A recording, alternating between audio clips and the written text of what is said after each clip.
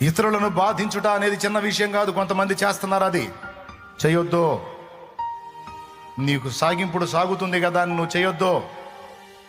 ఎవరిని బాధించకూడదు. నువ్వు సాధ్యమైనంత వరకు దేవుణ్ణైనా మనుషులైనా నీ చేతనైనంత మట్టుకు ఆనందపరచడానికి, దేవుణ్ణి బట్టి సంతోషపెట్టడానికి నువ్వు అడుగులే. నీ వల్ల ఎవరు బాధింపబడకూడదు. అది ఆపేసేయమన్నాడు. బాయ్, వింటున్నావా?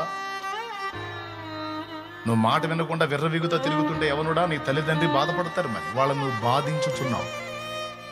నువ్వు ఎప్పుడైతే మార్పు చెంది క్రమంగా లైన్లోకి వస్తావో వాళ్ళు సంతోషపడతారు, బాధ నుండి విముక్తి పొందుతారు.